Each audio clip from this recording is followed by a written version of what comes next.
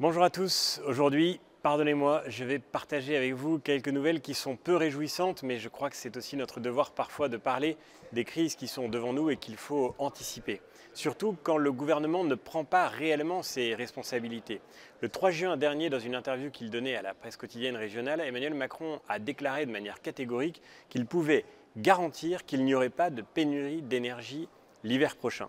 Et que la raison pour laquelle il n'y aurait pas de pénurie, c'est que nous étions sur le marché européen et que quand nous avions besoin d'acheter de l'électricité à l'écart de nos frontières, nous pouvions nous fournir chez nos voisins. La réalité, c'est que cette affirmation est impossible à garantir.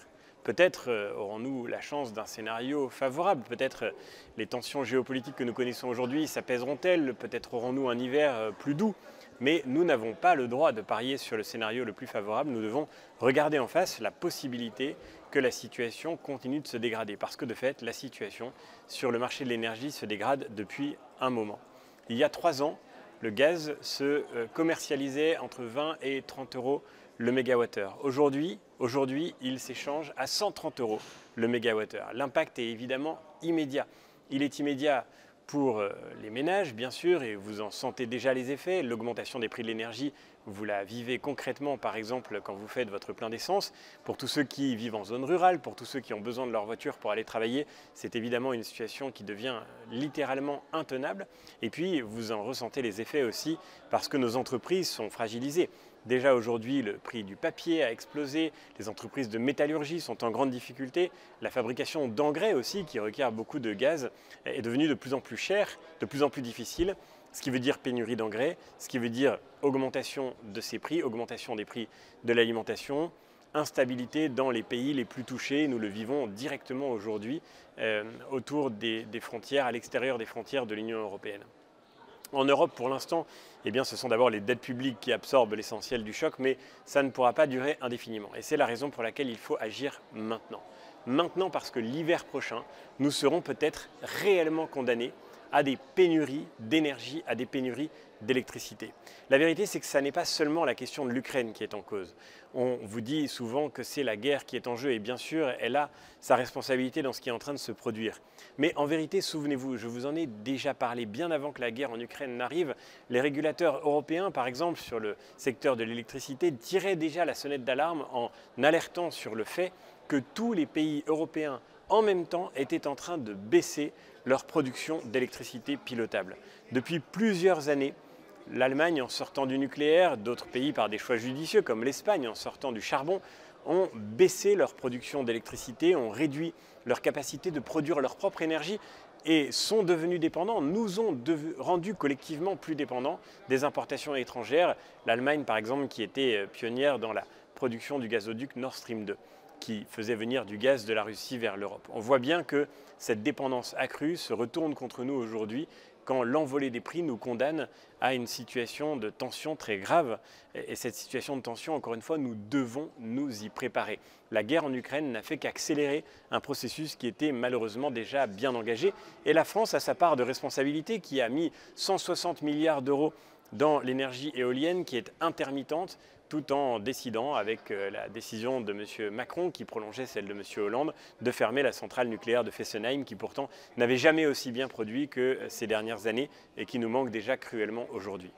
Il est absolument urgent d'agir, urgent, parce que c'est maintenant que l'hiver prochain se prépare. Urgent d'agir pour tout faire pour éviter ces pénuries. D'abord parce que ce serait catastrophique que nous soyons condamnés à vivre des délestages, à perdre la possibilité de nous alimenter. Et puis deuxièmement parce que plus l'énergie sera rare et plus elle sera chère. C'est la simple loi du marché. On peut réformer le marché européen tant qu'on voudra. Le sujet, c'est celui de maintenir notre capacité de fournir de l'énergie à ceux qui en auront besoin. Premier point, il faut absolument économiser l'énergie aujourd'hui. Et les entreprises sont en première ligne pour cela. Dans le secteur industriel, elles font déjà des efforts gigantesques parce qu'elles cherchent à baisser leurs coûts. Il faut que le secteur tertiaire contribue maintenant à la réduction de ces consommations énergétiques massives. Je pense en particulier à tous les usages dans les immeubles de bureaux. Il faut que cet été, on puisse limiter l'usage de la climatisation. Il faut qu'on puisse essayer de climatiser un peu moins qu'on ne le ferait spontanément.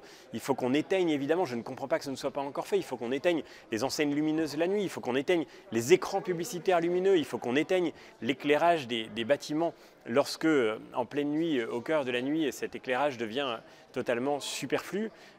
La Tour Eiffel, prenez cet exemple tout simple, la Tour Eiffel, c'est 1,7 MWh d'électricité par jour pour éclairer ce monument.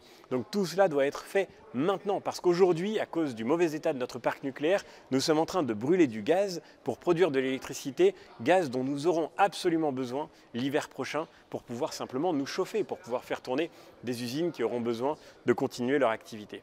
Et puis le deuxième sujet à traiter en urgence, c'est de mettre tout le monde autour de la table pour regarder qui aura besoin d'être aidé.